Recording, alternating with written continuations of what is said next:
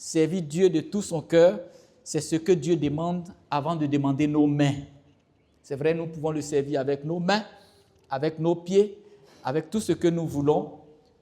Mais servir Dieu de tout son cœur, c'est ce que Dieu nous demande avant de demander nos mains. Bien-aimés, imaginez un peu la scène que je vais décrire maintenant. Une scène dans laquelle vous imaginez un matin des milliers d'hommes, des milliers de personnes commencent à plier leurs bagages. Ils plient bagages. La guerre est finie. Et puis 7 années de campagne, 7 années loin de la maison, de leur maison. Et puis, voici que le pays est conquis, la terre est partagée, la paix est acquise et ils rentrent chez eux après un moment de guerre. Ils ont mérité leur repos et personne ne leur contesterait ce repos-là. Et c'est en ce moment-là que Josué, serviteur de l'Éternel, va les convoquer. Il les convoque une dernière fois. Il aurait pu leur dire, vous avez bien travaillé, allez, reposez-vous. Il ne leur dit pas ça. Mais il va d'abord les féliciter, il les bénit, il leur donne une part du butin, puis il leur adresse une parole qu'ils n'attendaient pas du tout. Ils n'attendaient pas peut-être même cette parole. Une parole pour la route, une parole pour la maison, parce que ces personnes-là rentraient chez eux à la maison maintenant. Donc, il leur adresse cette parole. Et cette parole n'est pas un ordre de plus. C'est une manière de vivre. Une manière de vivre tout entière, ramassée en 5 mots. Donc, la parole qu'il va leur adresser, c'est une manière de vivre qui regorge 5 mots qu'il va utiliser. Et ce matin, nous n'allons pas d'abord parler de ce que nous faisons pour Dieu. Je ne parlerai pas de ça. Qu'est-ce qu'on fait pour Dieu? Ça, nous n'allons pas du tout parler de ça. Et nous allons parler de ce qui en nous fait que nous le faisons. Tout ce que nous faisons pour Dieu là, qu'est-ce qui en nous fait qu'on le fait pour Dieu? C'est de ça que nous allons parler. Tout ce que nous faisons pour Dieu, quand tu viens à l'église, quand tu vas à la prière, quand tu pardonnes les péchés des autres, quand quelqu'un t'insulte et puis tu prends ça en fair play, tout ce que nous faisons pour Dieu là, qu'est-ce qui en nous fait qu'on le fait? C'est de ça qu'on va parler. Il faut que tu comprennes bien ceci, peuple de Dieu. Car il y a une question que l'activité religieuse ne pose jamais et que Dieu lui pose toujours. Non pas « qu'as-tu fait ?» mais « pourquoi l'as-tu fait ?» Pourquoi l'as-tu fait? Pourquoi as-tu agi ainsi? Pourquoi tu as fait du bien à quelqu'un? Pourquoi tu as prié pour ton pasteur? Pourquoi tu as prié pour ton église? Pourquoi tu viens à l'église? Voilà la question que Dieu pose toujours. Et dimanche dernier, nous avons vu la grâce descendre dans un désert. La grâce qui est descendue dans un désert sur un peuple, le peuple d'Israël qui murmurait. Pendant qu'eux, ils murmuraient contre Dieu, Dieu a fait descendre sa grâce sur eux. On a vu ça dimanche. Et on a terminé par ces mots. La grâce reçue au désert est une grâce donnée, alléluia, pour servir. Cette grâce qu'ils ont reçue, Dieu leur a donné cette grâce pour qu'ils le servent. Et ce matin, nous allons reprendre exactement là où nous étions arrêtés. Dimanche dernier, la grâce reçue. Et ce matin, la grâce qui sert. La grâce qui sert Dieu. On reçoit la grâce pour quoi? Qu'est-ce qui fait qu'on sert Dieu? Qu'est-ce qui fait qu'on se met au service de Dieu? Je parlerai de la grâce qui sert. Et le thème, servir Dieu de tout son cœur. Servir Dieu de tout son cœur. Nous allons ouvrir notre Bible dans le livre de Josué chapitre 22. Et je lis la parole. Josué 22, versets 1 à 6. Alors, Josué appela les Rubénites, les Gadites et la demi-tribu de Manassé. Il leur dit, vous avez respecté tout ce que vous a prescrit Moïse, le serviteur de l'Éternel, et vous m'avez obéi dans tout ce que je vous ai ordonné. Vous n'avez pas abandonné vos frères, et ce sur une très longue période jusqu'à aujourd'hui. Et vous avez gardé les ordres, les commandements de l'Éternel, votre Dieu. Et maintenant que l'Éternel, votre Dieu, vous a accordé du repos à vos frères, conformément à ce qu'il leur avait dit, retournez chez vous, rentrez dans vos tentes, dans le pays qui vous appartient et que Moïse, le serviteur de l'Éternel, vous a donné de l'autre côté du Jourdain. Veillez seulement à respecter et à mettre en pratique le commandement et la loi que vous a prescrit Moïse, le serviteur de l'Éternel. Aimez l'Éternel, votre Dieu. Marchez dans toutes ses voies. Gardez ses commandements. Attachez-vous à lui et servez-le de tout votre cœur et de toute votre âme. Puis, Josué les bénit et les renvoya chez eux, et ils rentrèrent dans leur tente. Amen. Nous allons nous focaliser ce matin sur le verset 5. Voici donc au peuple de Dieu.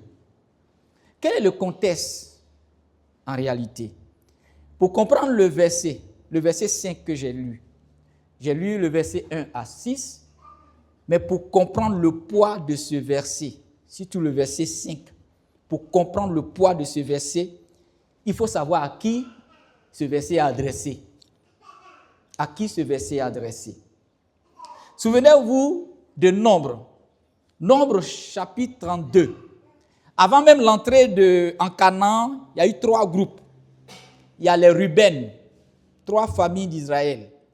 Et les 3 groupes, il y a la famille Ruben, la famille Gad et la demi-tribu de Manassé. Je les ai cités tout à l'heure dans le verset premier du texte que nous avons lu. Donc ces 3 groupes, Ruben, Gad et la demi-tribu de Manassé, étaient venus voir Moïse. Ils sont venus voir Moïse avec une demande. Ils ont dit que le pays à l'est du Jourdain leur plaisait. Il convenait à leur troupeau et ils souhaitaient s'y établir. Voilà la demande qu'ils ont faite à Moïse. Et Moïse a accepté de leur donner ce pays. Mais à une condition claire. Il a posé une condition. Vous aurez cette terre, mais vous traverserez d'abord le fleuve et vous combattrez aux côtés de vos frères jusqu'à ce que chacun ait reçu sa part. Alléluia. Et voilà la condition posée pour qu'ils obtiennent cette terre. Comprenez ceci, peuple de Dieu. Je dis que Ruben, la famille Ruben, la famille Gad et Manassé sont venus voir Moïse. Ils ont dit que la terre, le pays à l'est là, leur plaisait. Et ça convenait à leur troupeau. Donc eux, ils voulaient s'y établir directement. Et c'est là que Moïse a accepté, mais à une condition. Il dit d'abord, on va aller en guerre, on va combattre. Ne laissez pas vos frères seuls aller faire le combat. Venez nous tous, on va se mettre ensemble. Nous allons combattre les ennemis.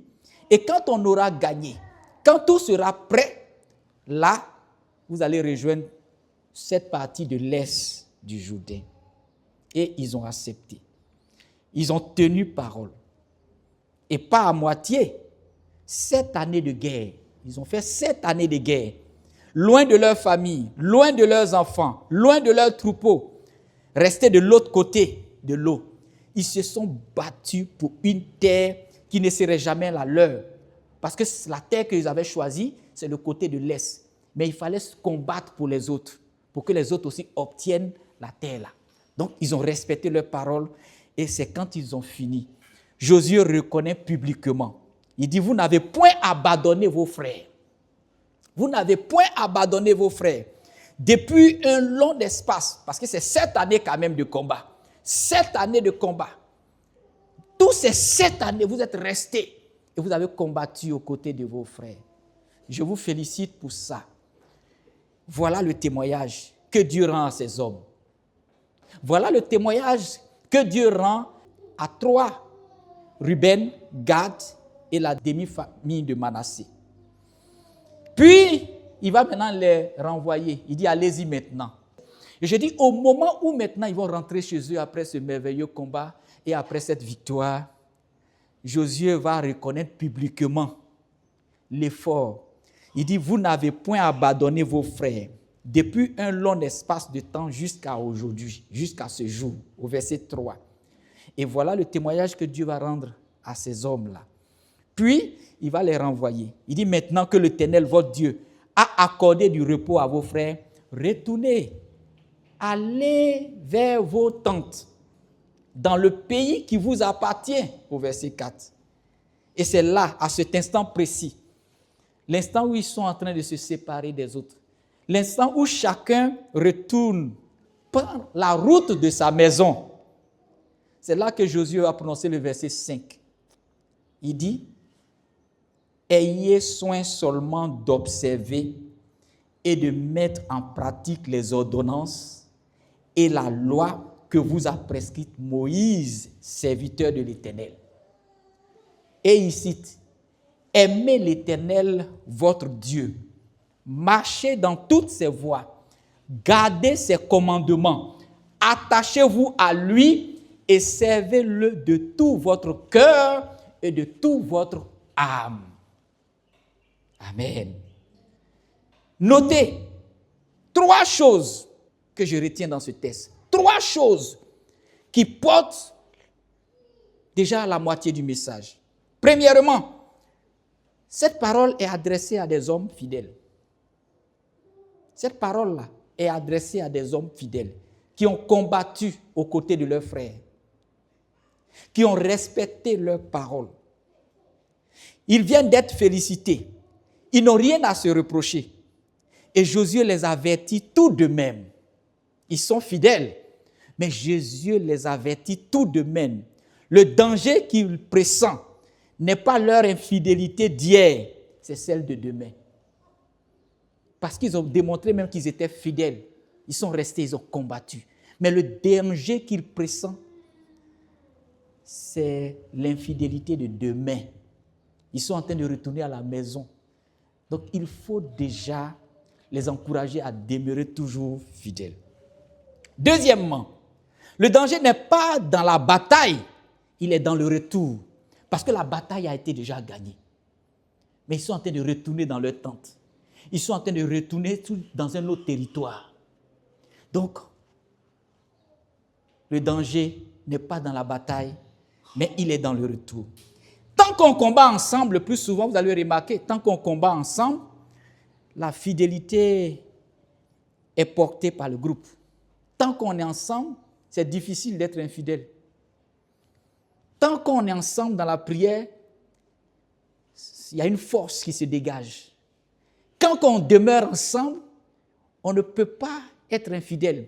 Parce que la fidélité du groupe, de tout le groupe, contamine tout le monde. Ils sont restés avec leurs frères.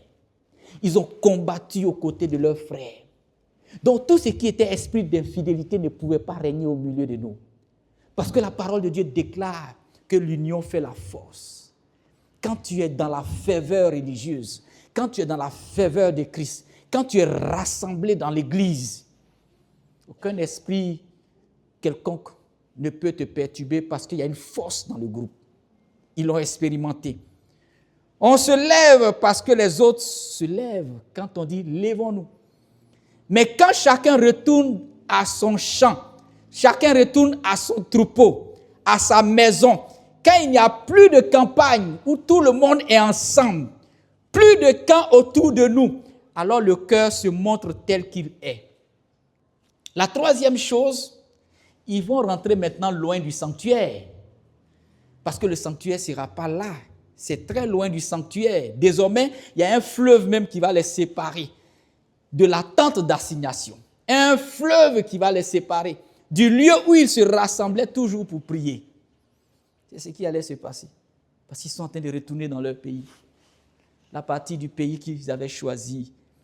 Donc la suite du chapitre montre que cette inquiétude est réelle. Et voilà pourquoi Josué a prononcé ces paroles-là pour les encourager à demeurer dans la présence de Dieu. Ils bâtiront un autel témoin de peur qu'un jour on dise à leur fils: qu'y a-t-il de commun entre vous et l'Éternel? Dans les versets 24 au verset 25. Donc l'éloignement là, ça menaçait la mémoire de l'appartenance. L'éloignement menaçait la cohésion qui existait déjà entre eux. Donc vous voyez, peuple de Dieu, ce sont ces trois réalités qui ne nous sont pas étrangères. Lorsque nous lisons le texte, une assemblée dispersée dans une grande ville, il y a des frères et sœurs que le travail, les études, même les émigrations ont éloignés. Si nous sommes là à ce nombre, il y a beaucoup qui se sont éloignés. Beaucoup sont allés peut-être pour les études ailleurs. Beaucoup sont en train de travailler. Alléluia. Et pour chacun de nous, ce moment de chaque semaine où l'on rentre chez soi, où personne là ne nous regarde, est un moment très important. Mais retenez cette phrase-là, parce qu'elle va porter toute la prédication que je vais donner ce matin. Dieu ne cherche pas d'abord des bras qui travaillent. Non, non, non, non, non, non, non. Mais Dieu cherche des cœurs. Dieu cherche des cœurs qui l'aiment. Ce n'est pas nos bras tellement efficaces qui travaillent que Dieu cherche, mais Dieu cherche des cœurs qui l'aiment. Car dans Josué 22, verset 5, vous avez vu qu'il y a un mot à la fin, servir.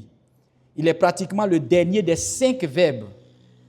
Parce que dans tout ce verset, il y a eu 5 verbes. Je vais les citer tout à l'heure. Mais le 5e verbe est servir. Il est le dernier des 5 verbes. Mais ce verbe servir va naître des 4 autres. Ce verbe servir est le résultat des 4 premiers verbes qui ont été prononcés dans ce passage. Quand on relit bien le verset, le premier verbe qui est utilisé, c'est aimer. Le deuxième verbe, il dit marcher. Le troisième verbe, il dit garder. Le 4e verbe, il dit attachez-vous. Et le 5e là, c'est servez-le. Donc le service arrive en dernier.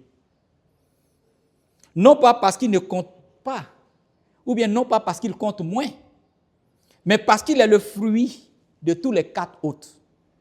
Après avoir aimé, marché, gardé, attaché, naturellement, on le sait, on sait Dieu. Alléluia.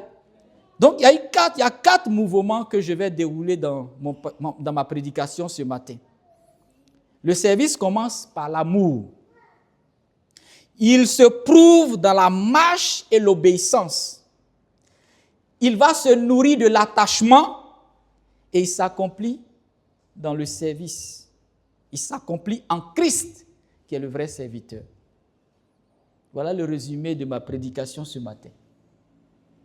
J'aborde maintenant le premier point de mon message. Le service commence par l'amour. Le service commence par l'amour. Ce que Dieu attend de nous d'abord. Et dans la révélation de Josué à ces différentes familles de Gad, Ruben et la demi-tribu de Manassé, il a dit « Aimez l'Éternel, votre Dieu ». Il ne parle même pas d'abord de service. Il dit « Aimez Dieu ». Aimez Jésus. Aimez Jésus. Aimez l'Éternel, votre Dieu. Le premier verbe, ce n'est pas un ordre de fait, mais c'est un ordre d'aimer. Avant de parler de marcher, avant de parler d'obéissance, avant de parler d'attachement ou de service, Jésus va commencer par le cœur. Par le cœur. Aime l'Éternel. Tourne ton cœur vers lui. Que ton cœur soit rempli de l'amour de Dieu. Ce n'est pas une invention de sa part. Là, il est en train de citer même Moïse. Parce que Moïse, dans le plus grand commandement, dans Deutéronome 6, verset 5, il est écrit, tu aimeras l'Éternel ton Dieu de tout ton cœur, de toute ton âme et de toute ta force.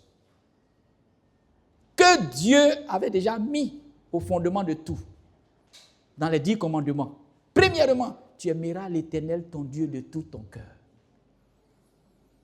Regardez, ce verset de Deutéronome 6, verset 5 là, c'est parenté même à Deutéronome 10, verset 12, où il est écrit encore, maintenant Israël, que demande de toi l'Éternel ton Dieu?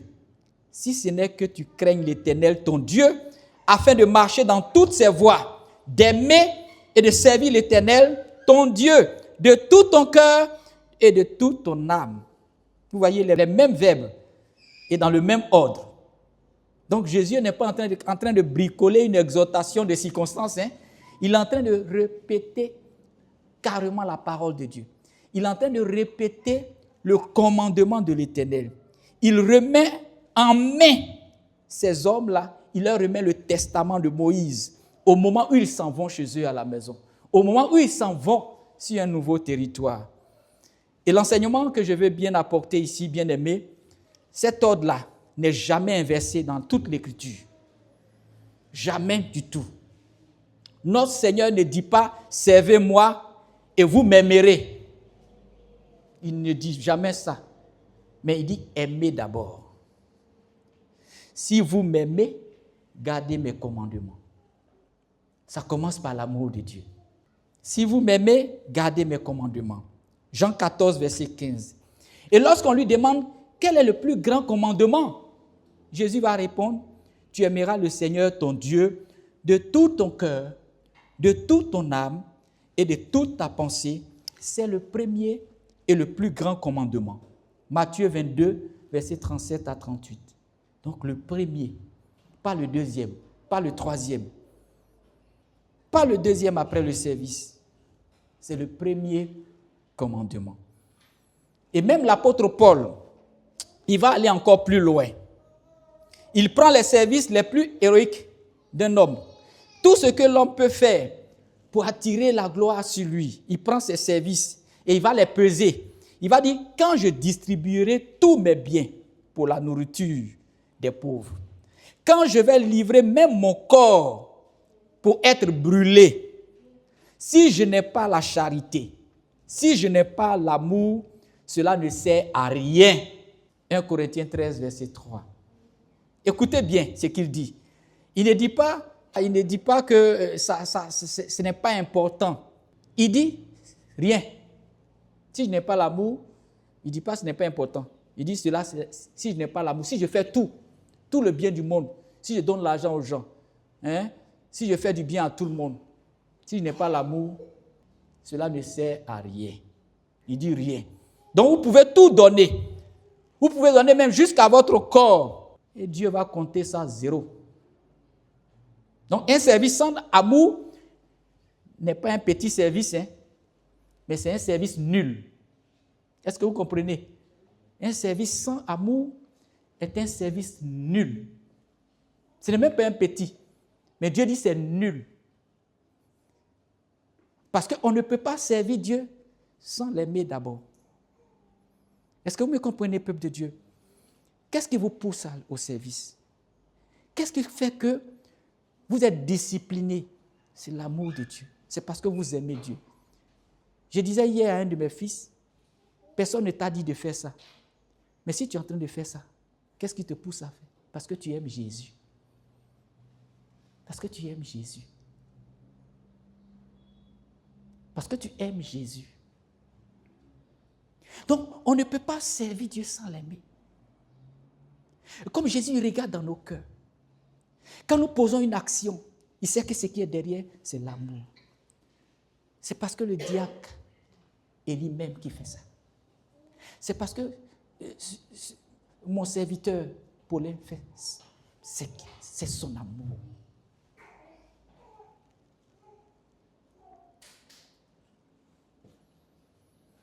Donc le Seigneur dit, si vous faites tout, et puis il n'y a pas amour derrière, il ne dit même pas ce que vous n'avez. Il dit, c'est zéro, c'est nul. Alléluia.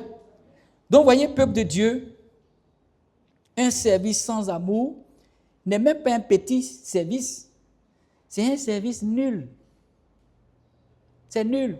Rien là, ça veut dire nul, ça veut dire zéro. Vous voyez? Beaucoup parmi nous n'ont pas besoin de faire davantage. Ils ont besoin de recommencer à aimer Dieu. Ils ont besoin de recommencer à aimer Dieu. Avant de demander, qu'est-ce que je peux encore faire pour Dieu? Posons la vraie question. Est-ce que je l'aime encore comme au premier jour? Est-ce que je l'aime encore comme en 2018? Est-ce que je l'aime encore comme en 2000? Est-ce que je l'aime encore comme je l'aimais au moment où je me baptisais? Est-ce que j'aime encore ce Jésus? Est-ce que je l'aime encore comme au premier jour où je l'ai rencontré? Est-ce que je l'aime? Voilà la vraie question, peuple de Dieu. Est-ce que je l'aime encore? Pose la vraie question. Prenez garde à un service qui a survécu sans amour. Si jusqu'à présent vous avez servi Dieu sans l'aimer, faites attention, peuple de Dieu. Commencez à reprendre à l'aimer véritablement. C'est ça d'abord. Et c'est possible. On peut continuer longtemps sur un élan par habitude. On peut servir Dieu sans amour parce que on est habitué. On vient à l'église parce que tous les autres viennent. On vient à l'église parce qu'on a peur. On a peur peut-être quand on dise qu'on n'est pas venu. Non. Non. On peut continuer si longtemps sur cet élan par habitude, par devoir, par crainte du regard des autres. Et Dieu, lui, voit qu'il n'y a plus rien là-dedans. Plus rien dedans. Dieu voit nul. Dieu voit c'est zéro. Et si vous ne servez pas encore, ne commencez même pas à chercher une tâche dans l'église. Commencez d'abord à vous laisser aimer. Commencez d'abord par aimer Jésus. La tâche va venir après. La responsabilité va venir après. Ne cherchez même pas une place quelque part pour dire, bon, moi je vais servir à tel endroit. Non. Commencez d'abord par chercher à aimer Jésus. Commencez par l'aimer. Aimez le Seigneur.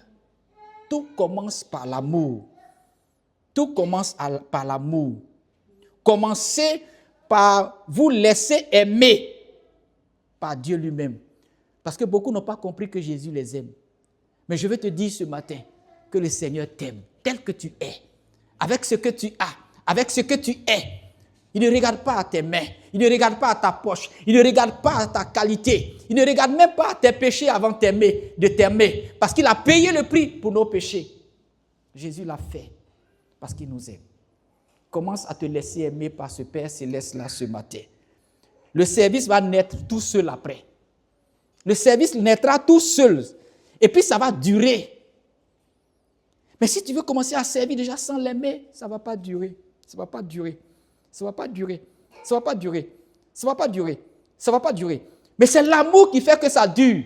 Parce qu'il viendra les moments où tu vas tomber. Mais tu vas demeurer toujours en Christ. Parce que tu l'aimes. Parce que tu l'aimes. Parce que tu l'aimes. Mais l'amour aussi, peuple de Dieu, pour aller au deuxième volet de ma prédication, l'amour se prouve. L'amour se prouve. Un amour qui ne change pas de direction, ne change pas la direction d'une vie, n'est qu'un sentiment.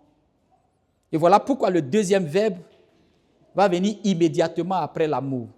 Et le deuxième verbe, le service, se prouve dans la marche et l'obéissance. Après amour, après aimer, il dit marcher. Pour prouver que tu l'aimes, tu vas commencer à marcher dans l'obéissance. Ça, c'est la preuve de ton amour. J'aime Jésus et voilà pourquoi j'écoute sa parole. et puis j'obéis à sa parole. J'aime Jésus, voilà pourquoi je change maintenant de direction. Je change maintenant même d'amitié. Je change maintenant de direction. Moi qui allais forcément avec des personnes qui prenaient plaisir à ne pas aimer Dieu, des personnes qui n'avaient aucune passion pour Christ, je leur tourne le dos maintenant parce que l'amour de Jésus, pour prouver cet amour, je commence à marcher dans l'obéissance. Deuxième verbe. Le service se prouve dans la marche et l'obéissance. Vous voyez, deux verbes ici qui vont ensemble. Il dit marcher. Qui parle de marcher parle de direction. Marcher, c'est la direction générale d'une vie. Où est-ce qu'elle va? Vers quoi? Quelle est la direction que ta vie prend maintenant? Peut-être qu'avant, tu prenais la direction de la route qui menait droit à l'enfer. Maintenant, puisque tu aimes Jésus, marcher, tu prends la direction qui va vers le Père. Et puis le deuxième verbe, garder. Ici, garder parle de l'obéissance dans le détail. Ce qu'on fait, de ce qu'on a compris, l'un sans l'autre ne tient pas. Ce que tu as compris là, tu as changé de direction, tu as commencé à marcher, mais tu gardes maintenant. Tu marches dans l'obéissance. On peut avoir la bonne direction et refuser les petits pas aussi. On peut avoir la bonne direction et refuser de marcher dans l'obéissance. Mais ici, le Seigneur demande ces deux choses. Marcher et garder sa parole. On peut multiplier les petits pas, les petits gestes, même en allant dans la mauvaise direction. Mais ici, Dieu veut que nous multiplions les petits pas et les petits gestes en marchant dans la bonne direction. Et il y a un mot dans ce verset qu'il ne faut pas laisser passer. Marcher dans toutes ses voies. Le mot dit toutes ses voies. Toutes. Pas celles qui nous arrangent, pas celles qui nous conviennent, pas celles qui coûtent peu, pas celles qui ne se voient pas. La Bible dit toutes. Parfois, on obéit partiellement. Parfois, on prend un peu et puis on laisse les autres. Il ne faut pas prendre un peu. Il faut marcher dans toutes les voies de l'Éternel. Souvenez-vous de Saül. En revenant de la guerre contre les Amalécites, contre Amalek, il avait le meilleur du bétail pour l'offrir en sacrifice. Et Samuel lui dit cette parole qui a traversé les siècles. Samuel a dit, l'obéissance là, ça vaut mieux que les sacrifices. 1 Samuel 15, 22. Donc on peut apporter beaucoup à Dieu tout en lui refusant précisément ce qu'il avait demandé. Ça c'est possible aussi. Tu apportes beaucoup, mais ce que Dieu t'a demandé là, tu refuses de lui apporter ça. Donc il y a dans les chroniques aussi un portrait de roi qui devrait nous faire trembler. Une seule ligne, 6 mots qui condamnent un règne entier.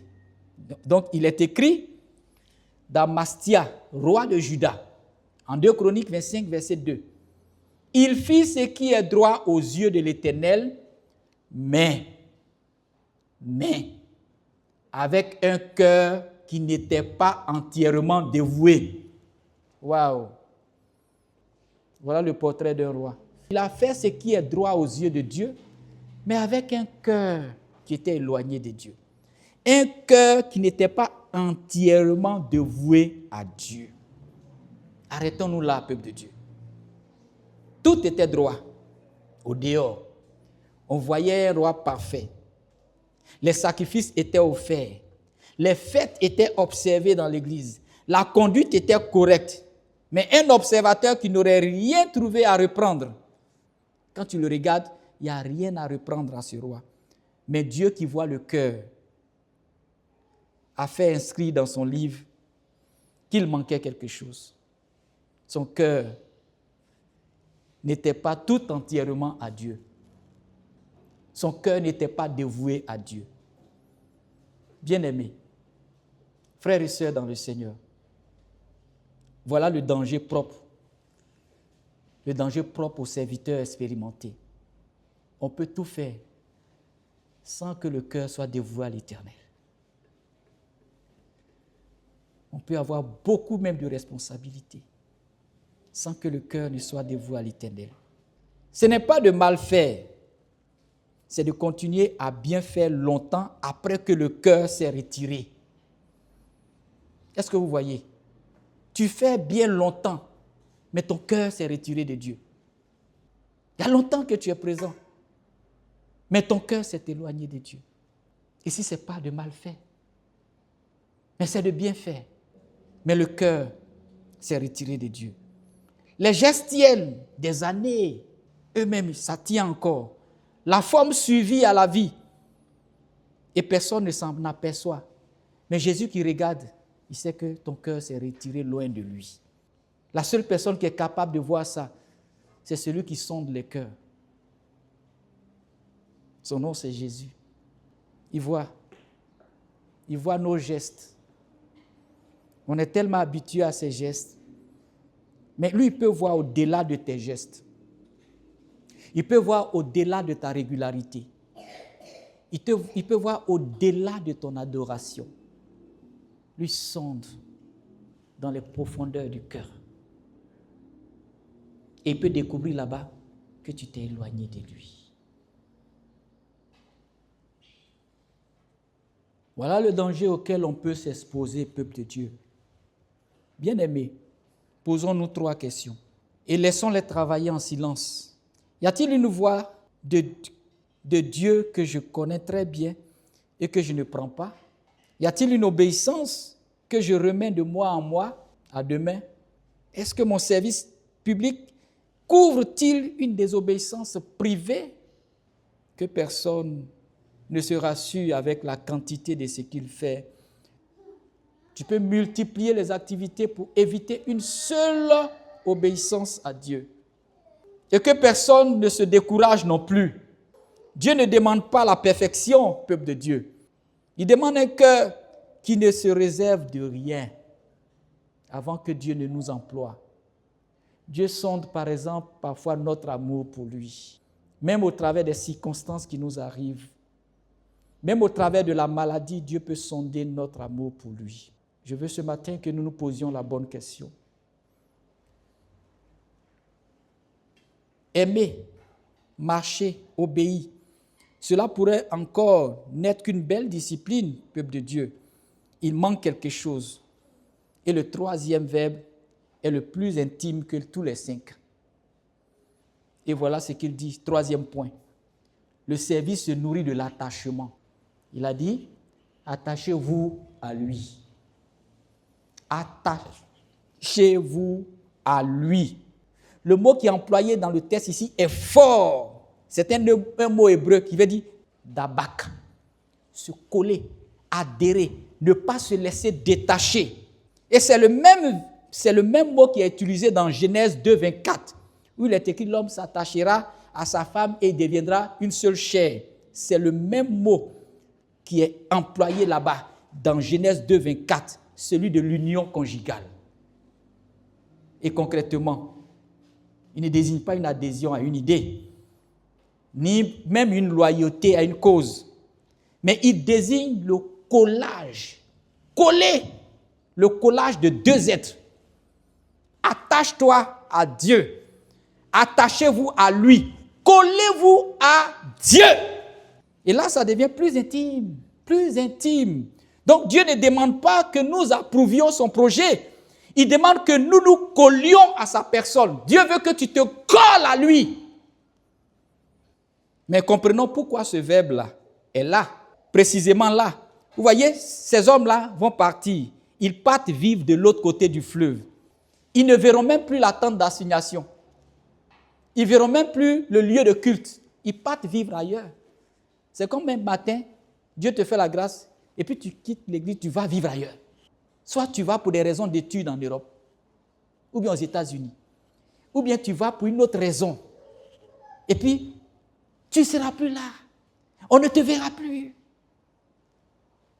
Tu vas pour une autre destination. Tu es homme d'affaires, le Seigneur te fait une ouverture, une opportunité. Tu te retrouves par exemple au Canada, pourquoi pas, ou bien quelque part d'autre. Donc tu vois l'importance de se coller à Dieu. Attachez-vous, se coller à lui. Ils ne verront plus la tente d'assignation. Ils ne verront plus ce lieu où ils venaient prier avec les autres. Ils ne seront plus en train de combattre avec les autres. Ils seront chez eux, sur leur territoire. Et c'est là que la distance va commencer à faire son œuvre. Vous voyez, la distance fait son œuvre. Si tu n'es pas collé à Jésus, de toute façon, tu es fidèle actuellement, tu viens tous les dimanches, tu es là tous les temps, on prie. Le pasteur est là, il vous nourrit par la parole de Dieu. Si Dieu fait la grâce, tu te retrouves quelque part à Tengré là-bas, où ton pasteur n'est plus là, où tu ne peux plus écouter les messages.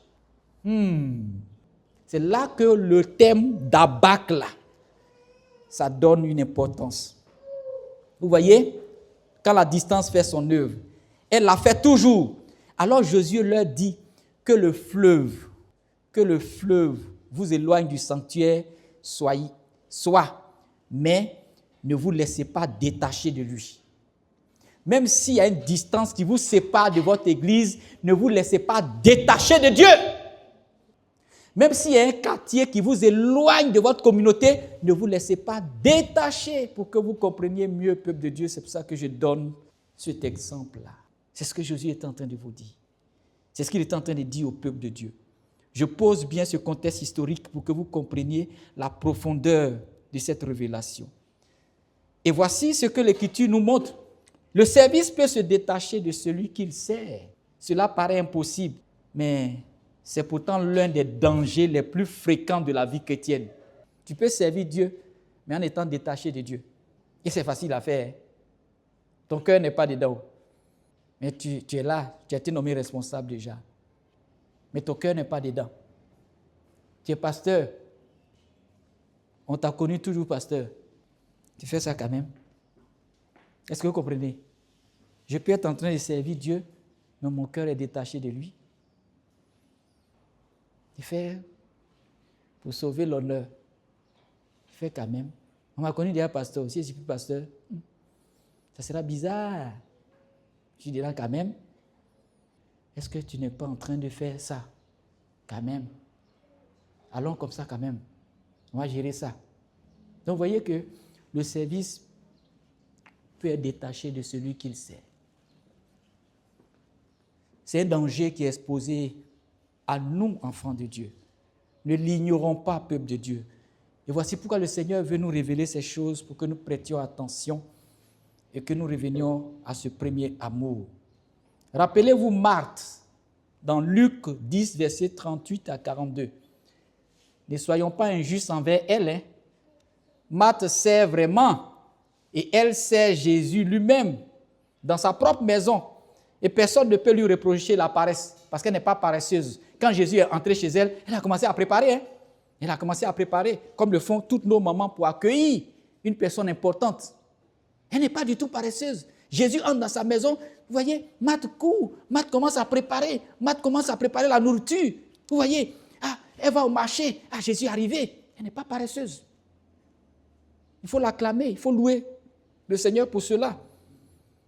Apparemment, nous on regarde, on va dire, mais Marthe, elle est en train d'accueillir Jésus. Marthe travaille. Et pourtant, le Seigneur regarde Marthe et Jésus regarde. Il regarde il dit Marthe. Il dit son nom 2 fois. Marthe, Marthe, tu t'inquiètes et tu t'agites pour beaucoup de choses. Une seule chose est nécessaire. Marie a choisi la bonne part. Comment? Donc, ce que je suis en train de faire, je cours là. Jésus, comment il peut décourager les gens comme ça? Marie, elle n'était pas en train de courir. Vous savez ce que Marie était en train de faire? Marie était assise à côté de Jésus.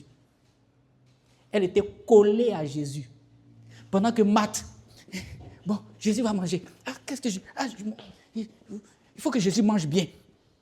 Marthe court jusqu'à... Mais Marie, elle est collée à Jésus. Jésus regarde Marthe. Il dit, hé, Marthe. Arrête un peu. Une seule chose est nécessaire. Marie a choisi la bonne part. Donc, vous voyez que ce n'est pas l'activité de Marthe qui est reprise. Jésus n'est pas en train de dire, mais Marthe, Dieu n'est pas en train de la reprendre parce qu'elle est en train de... Non, Il n'est même pas en train de la reprocher. Ce n'est pas l'activité là qui le reprend. Mais une seule chose est nécessaire. C'est une activité qui s'est éloignée de la présence de Dieu. Elle bouge beaucoup, mais elle est loin de Jésus. Elle s'intéresse à beaucoup de choses, mais son cœur est éloigné de Jésus. Oh, Marie, elle est collée dans sa présence. Elle est là. Elle aime la présence de Jésus. C'est une activité qui s'est éloignée de la présence de Jésus parce qu'elle est en train de s'agiter. Mais Marie, elle est assise. Elle est assise au pied de Jésus. Et elle ne veut même pas laisser Jésus. Depuis que Jésus est entré dans la maison, elle est collée à Jésus, à ses pieds, attachée à Jésus. Regardez ces deux personnes-là. Vous allez voir que la personne qui se colle à Jésus, la personne qui est intimement liée à Jésus, ne va jamais laisser Jésus. Est-ce que vous comprenez? Quelqu'un qui aime Jésus, qui est intime à Jésus, ne laissera pas le Seigneur. Il ne laissera pas le Seigneur. Il ne l'abandonnera pas. Et rappelez-vous aussi l'église d'Éphèse, dans Apocalypse 2, versets 2 à 4. Écoutez d'abord, il y a des éloges. On dit l'église est une bonne église. Et puis, il dit, je connais tes œuvres, je connais ton travail et ta persévérance. Voilà une église qui est irréprochable. Vous voyez, je connais tes œuvres, je connais ton travail, ta persévérance. Voilà. On acclame cette église. Elle travaille bien, elle endure, elle discerne. Puis il y a une phrase qui va venir par la fin. Vers la fin, là, il y a une phrase qui tombe. Mais ce que j'ai contre toi, c'est que tu as abandonné ton premier amour. Après avoir tout dit ça. Mais la dernière petite phrase là, ce que j'ai contre toi, c'est que tu as abandonné ton premier amour. C'est cette phrase là qui vient tout gâter. Alléluia. Vous voyez, une église peut tout donner. Une église peut donc tout faire pour Dieu. En s'étant détaché de Dieu, on peut tout faire. Organiser des programmes, organiser des réunions, organiser des cultes, chanter, louer, et puis se détacher de Dieu. Et le plus troublant, c'est qu'elle ne le sait même pas. Parce que l'église elle ne savait même pas qu'elle était détachée de Dieu. Il a fallu une révélation. Il a fallu que le Seigneur le dise. Donc tu peux tout donner sans même savoir que tu es éloigné de Dieu. Et quand la révélation tombe, tu dis waouh. Non, tout ce que je faisais là, c'est vrai. C'est là que tu commences à constater, mais c'est vrai, c'est vrai, c'est vrai. Donc, notre Seigneur avait pourtant donné la loi de tout service. Il dit, celui qui demeure en moi et en qui je demeure porte beaucoup de fruits. Car sans moi, vous ne pouvez rien faire. Jean 15, verset 5. Non pas, il ne dit pas, sans moi, vous ne... Il ne parle même pas de faire peu de choses. Il dit rien. Rien. C'est-à-dire que sans moi, vous ne pouvez rien faire. Il ne dit même pas, hein, sans moi, vous allez faire peu de choses. Il ne dit rien. Sans lui, sans Jésus, on ne peut rien faire. Sans Jésus, on ne peut rien faire. Vous voyez, sans l'amour de Jésus, on ne peut rien faire. Tu vas tourner, tu vas sauter, tu vas rentrer, tu vas cocher, tu vas appuyer, tu vas sauter, tu vas faire parade, tu vas faire jeûne. Sans l'amour de Jésus, tu ne peux rien faire. Tu ne vas rien inventer. On ne peut rien inventer. La parole de Dieu, elle est réelle, peuple de Dieu. Sans Jésus, on ne peut rien faire. Le service ne va jamais remplacer la communion avec Dieu. Sachons-le clairement. Ça ne remplace jamais. Le temps passé pour Dieu ne remplace pas le temps passé avec Dieu. Parce que le temps passé avec Dieu est le plus important que le temps passé pour Dieu. Combien de temps passes-tu avec Jésus? L'intimité que tu as avec le Seigneur. C'est ça qui va évaluer. C'est ça qui va te permettre de persévérer dans la foi. C'est ça qui va te permettre de demeurer dans la présence de Dieu. Cette intimité-là, elle est importante pour demeurer en Christ. Parce qu'il y aura des saisons, peuple de Dieu. Il y aura des hauts, il y aura des bas. Mais quand tu es intime avec Jésus, tu es collé à Jésus. Quel que soit le haut, quel que soit le bas, tu demeures dans la présence de Dieu. Aucun haut, aucune montagne ne peut te ramener hors de la présence de Dieu. Même si tu es élevé, tu aimes toujours Jésus. Même si tu es pauvre, tu aimes toujours Jésus. Même si Dieu te bénit, tu aimes Jésus. Même si tu es en bas, même si tu es humilié, tu demeures toujours collé au Seigneur Jésus-Christ de Nazareth. Un serviteur détaché finit toujours par se dessécher.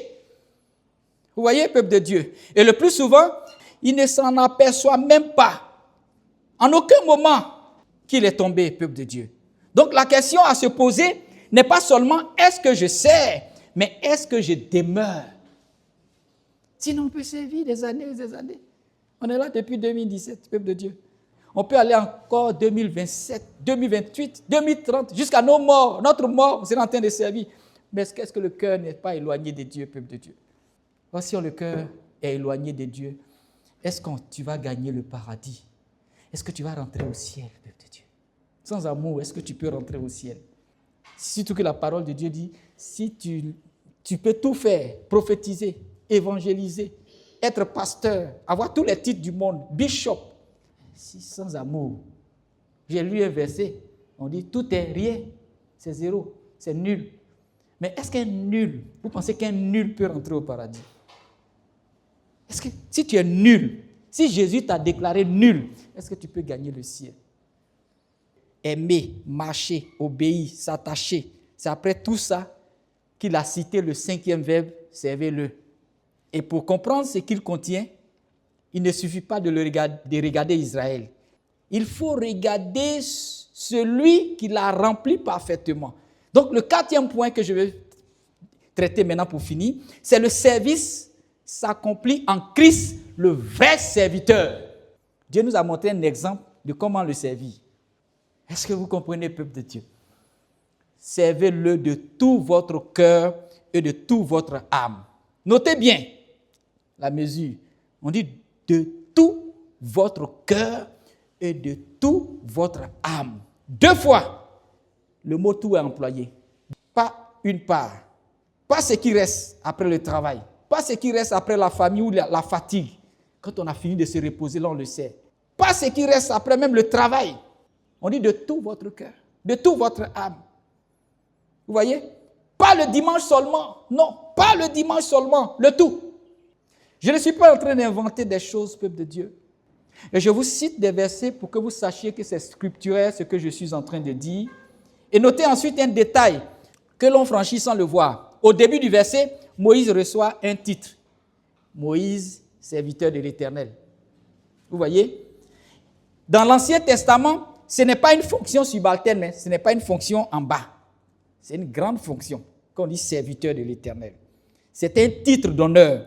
Et c'est le plus haut titre qu'un homme puisse porter. Mais Josué recevra à son tour à la fin de sa vie. En Josué 24, verset 29, il a reçu ce titre-là également, à la fin de sa vie. Servir Dieu n'est pas une condition inférieure. C'est une dignité. C'est une dignité. Les vrais serviteurs de Dieu. Je ne vois pas de métier plus extraordinaire, plus bon que le service divin. Sachez le peuple de Dieu. Tout ce que nous avons, peut-être que vous ne l'avez pas expérimenté. Moi qui vous parle, je suis cadre dans l'administration. Mais je ne prends pas ça comme étant le plus haut, la plus haute distinction par rapport au service que je fais pour Dieu. Servir Dieu, je crois que c'est le plus meilleur des métiers dans le monde. Et c'est la parole de Dieu qui le déclare. Ouais, tous les services-là, ils ont besoin de vrais serviteurs de Dieu. Tout métier, qui a créé le monde, qui a créé tout ce que vous voyez, qui place les rois, qui détient l'élévation. L'élévation ne vient ni de l'Orient ni de l'Occident, mais l'élévation vient de l'Éternel. C'est Dieu qui décide. Toi, tu deviens président pour un temps, et puis après, il t'enlève. Donc, serviteur de l'Éternel. Dans l'Ancien Testament, ce n'est pas une fonction en bas. C'est un titre d'honneur, le plus haut qu'un homme puisse porter.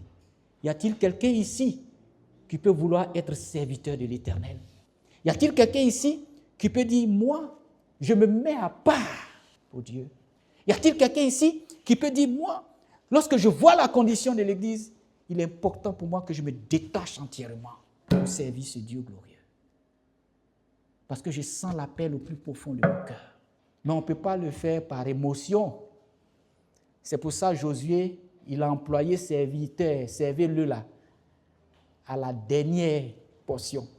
Parce que si tu n'as pas traversé aimer, tu n'as pas traversé marcher, tu n'as pas traversé obéissance, tu n'as pas traversé collé, qu'il a appelé attaché, tu ne peux pas atteindre ce niveau, le 5e, où il dit servez-le. C'est pour ça qu'il a mis ça en dernière position. C'est le couronnement de tout ça. Vous voyez, peuple de Dieu.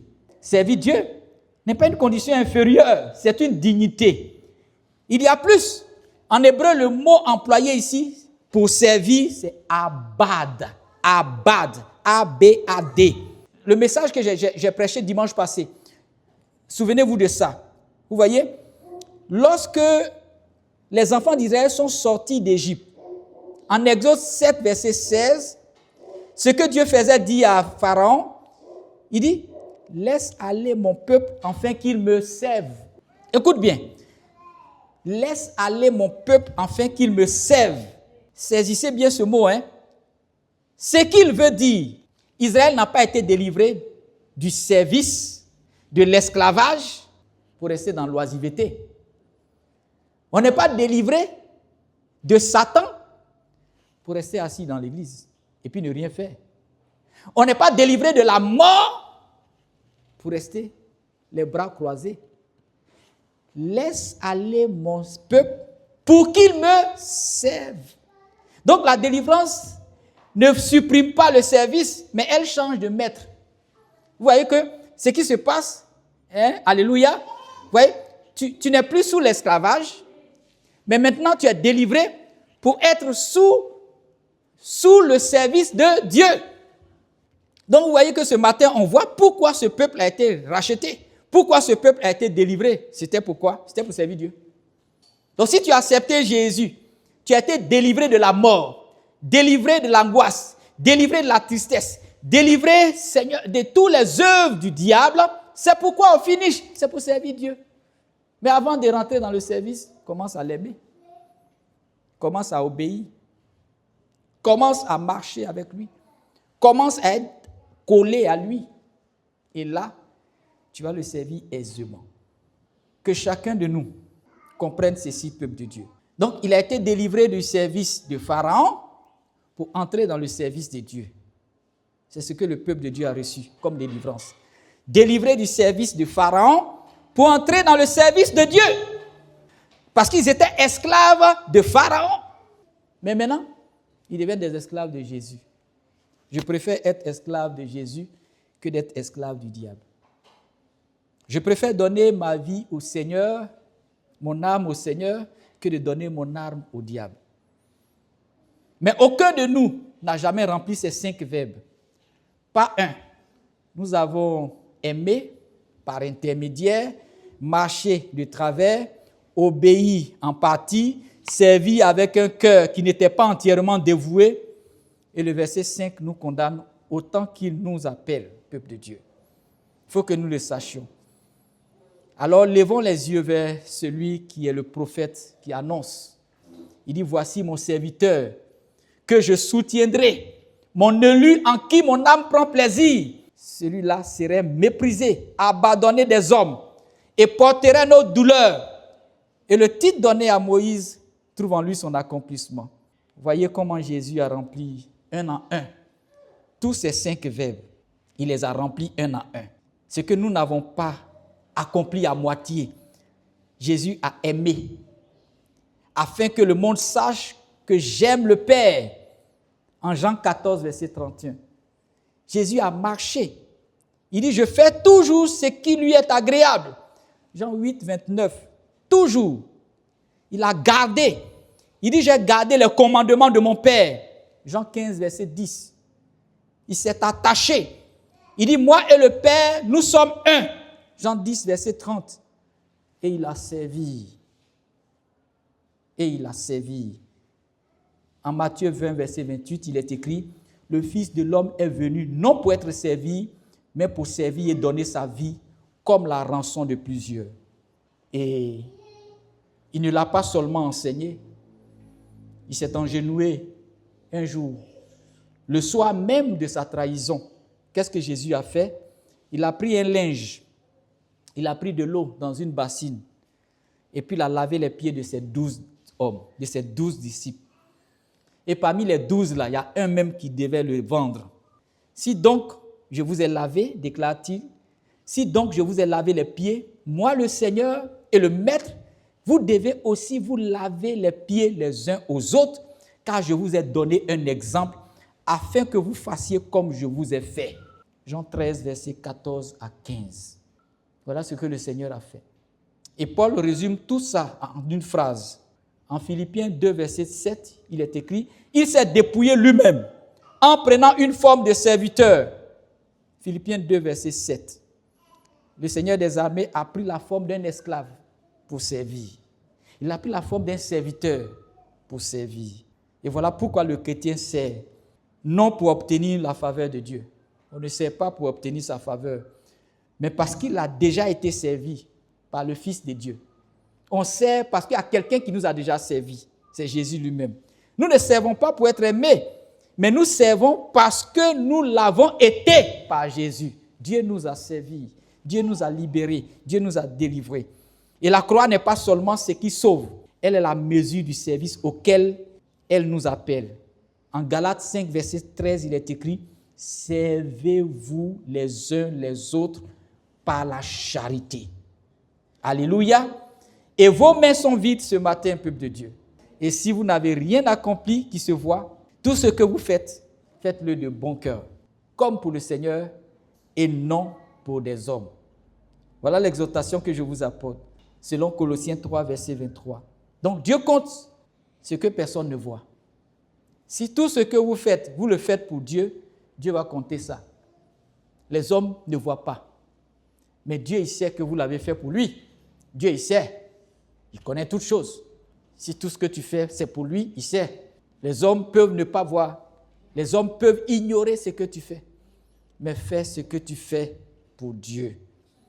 Et le juste rémunérateur accomplira son ordre et sa gloire se manifestera dans ta vie. Dieu n'est pas injuste. Écoutez ce verset. En Hébreux 6, verset 10.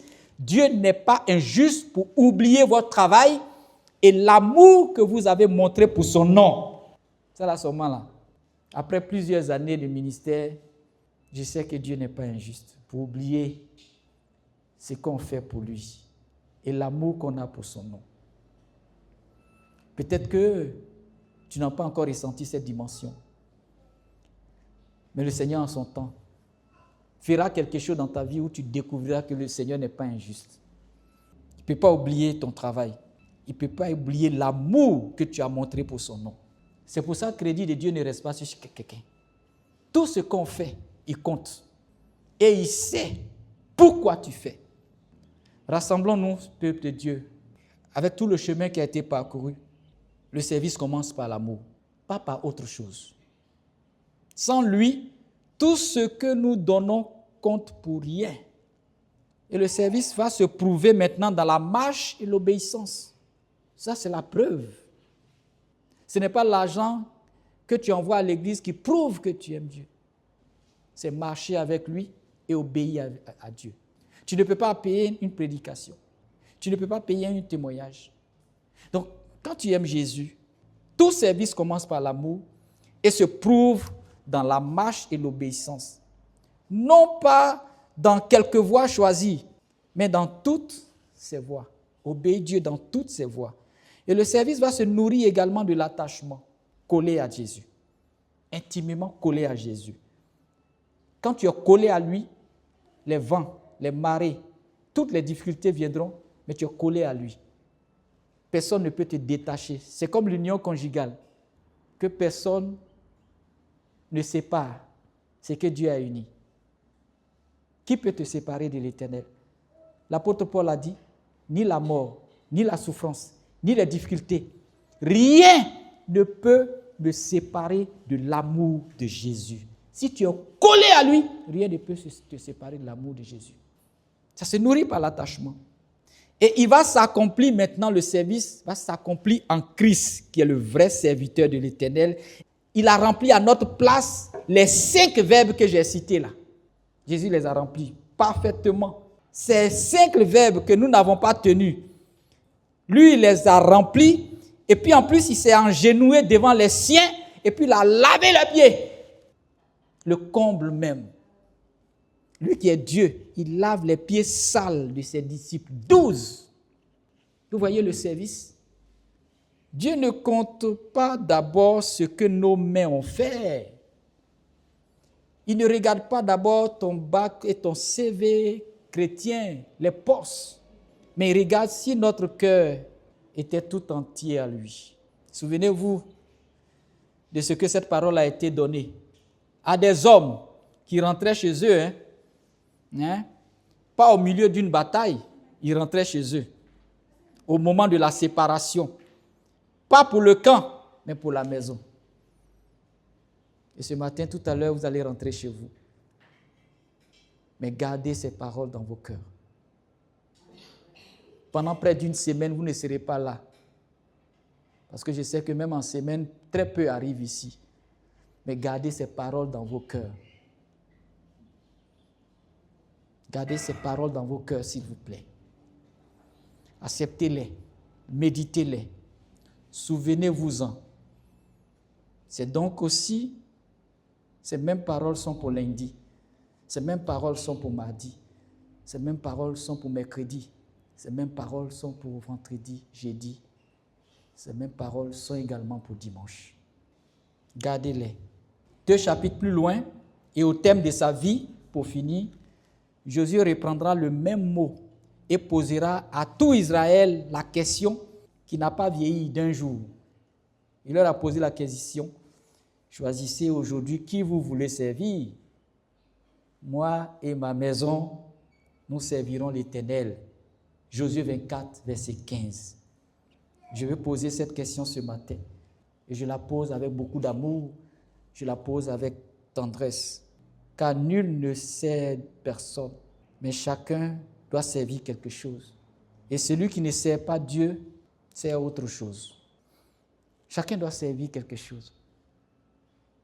Et la parole dit aussi, nul ne peut servir 2 maîtres. C'est pour ça qu'il est important de choisir. Et comme Josué, choisissons la bonne part. Choisissons Jésus. À toi qui n'as jamais servi Dieu, je ne te dis pas ce matin, mets-toi au travail. Je ne te dis pas ce matin, commence à servir Dieu. Mais je te dis, viens à celui qui t'a servi le premier. Viens à celui qui t'a aimé. Celui qui a pris le linge, la grosse bassine, et celui qui a donné sa vie, qui a lavé d'abord les pieds de ses disciples, celui qui a donné sa vie en rançon, il faut le recevoir aujourd'hui. Laisse-toi aimer. Laisse-toi laver. Laisse-toi sauver. Le service là, ça va naître après. Ça va naître de lui-même. Comme le fruit vient sur la branche qui demeure. Commence d'abord ceci. À toi aussi qui sers avec fatigue, à toi qui sers avec amertume, pose l'outil un instant. Ce n'est pas de faire plus que tu as besoin. Déjà tu sers. Tu as un service particulier. Il faut déposer ça un peu. Reviens à ton premier amour. Recommence à aimer Jésus d'abord. C'est l'amour qui va te pousser à servir. Reviens donc à ton premier amour. Comme Éphèse a été appelé à le faire. Assieds-toi au pied du maître. Comme Marie. Ne fais pas comme Marthe qui court, qui se fatigue. Assieds-toi au pied de Jésus maintenant. Repose-toi à ses pieds. Apprends à l'aimer. Puis relève-toi et reprends ta tâche. Mais reprends-la maintenant avec un cœur, cette fois-ci, qui aime Jésus. Beaucoup ont besoin de se reposer plus. Ils ont besoin de se reposer en Dieu. Beaucoup ont besoin de ça. Ils ont besoin de se reposer en Dieu avant de recommencer à travailler pour Dieu. Je t'encourage ce matin. Cherche à te reposer en Dieu. À toi aussi qui sers fidèlement depuis des années. Il y en a aussi. Depuis plusieurs années, tu sers Dieu fidèlement. Entends l'avertissement d'Amathia. N'est pas devant toi. Il est après la victoire. Parce que c'est après la victoire que certaines choses peuvent commencer. Il faut vérifier ton cœur, mais tes mains. Elles vont bien. C'est vrai, tes mains travaillent. Tes mains sont outillées. Mais regarde un peu ton cœur. Est-ce que ton cœur est entier au Seigneur? Tu peux servir depuis plusieurs années, mais avec un cœur éloigné. À nous tous, peuple de Dieu, qui rentrons de chez nous dans 1 heure, dans quelques heures, même dans moins d'1 heure, parce qu'on finit le culte à 11h30, que ce service continue à la maison, là où personne ne nous voit, que ce service continue dans la maison. Que ce service continue aussi dans notre voisinage, au travail demain. Demain, c'est lundi. Que chacun ce matin nomme devant Dieu en silence un lieu concret où il servira cette semaine. C'est Dieu, là où tu seras. Et que Dieu bénisse sa parole dans ton cœur. Tu vas baisser la tête tout doucement là où tu es. Tiens-toi debout et je vais proclamer la prière finale. Père, nous te bénissons parce que tu ne demandes pas d'abord nos mains, mais notre cœur. Tu aurais pu réclamer nos forces, mais tu as réclamé notre amour. Pardonne-nous, Seigneur, d'avoir parfois servi sans t'aimer, travaillé sans demeurer, obéi à moitié en croyant que tu ne verrais même pas la part que nous gardions. Pardonne-nous les services qui ont survécu à leur amour, Saint-Esprit. Père, Seigneur Jésus, tu es le vrai serviteur et tu nous as montré l'exemple. Tu as aimé le Père parfaitement, marché dans toutes ses voies, gardé tous ses commandements, demeuré un avec lui. Et tu as servi jusqu'à donner ta vie pour nous, Seigneur. Tu t'es engenouillé devant les siens. Sois notre modèle et sois d'abord notre sauveur. Car nous n'avons jamais tenu ce que ce verset demande. Ces 5 verbes, nous ne les avons jamais tenus. Rends-nous des serviteurs qui aiment Dieu. Transforme nos vies ce matin. Garde nos cœurs attachés à toi.